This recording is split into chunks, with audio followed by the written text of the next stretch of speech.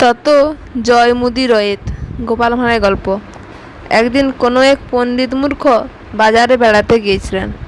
বাজারে গিয়ে দেখলেন বেশ বড় বড় ফুটি বিক্রি হচ্ছে। তার সম্বল ছিল অর্ধ আনা মাত্র। তাই দিয়ে তিনি একটি বড় ফুটি ক্রয় করলেন। তারপর ভাবলেন, হাতে আর তো পয়সা নেই, গুড় না কিনলে কেমন করে ফুটিটি খাওয়া যাবে। পথ চলতে চলতে দেখেন পথের ধারে এক মুদির দোকানে মুদি গুড় জাল দিয়ে চিনির আকারে প্রস্তুত করছে। পণ্ডিত মূর্খ মুদির কাছে গিয়ে দাঁড়িয়ে বললেন, মুদি, তুমি অত্যন্ত পুণ্যাত্মা। এই শাস্ত্রে আছে, নারায়ণং নমস্কৃতং নরং চৈব নরোত্তমম দেবীং সরস্বতীং চৈব তদ ও জয় মুদি রয়েত। বাপু হে, দেখলে তোমার নাম শাস্ত্রকাররা নারায়ণ সরস্বতীর সঙ্গে জুড়ে রেখে গেছেন। আহা, তুমি ধন্য। এখন কি বলছি জানো? তুমি তো দেবদেবীর সমান ভাগ্যবান।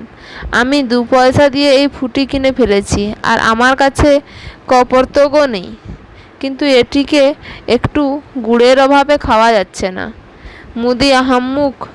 শাস্ত্রে দেবদেবীর সঙ্গে তার নাম জোড়া আছে শুনে আনন্দে ডগমগ হয়ে বলল, প্রভু, আপনি সামান্য একটু গুড়ের জন্য ফুটিটি খেতে পাবেন না?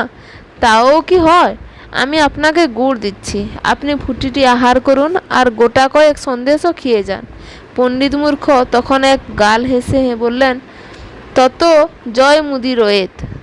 তাই বলি, তোমার জয় না হয়ে কখনো কি অন্যের জয় হতে পারে? মুদি আগ্রহ করে প্রচুর গুড় ও সন্দেশ পণ্ডিত মূর্খকে দিল।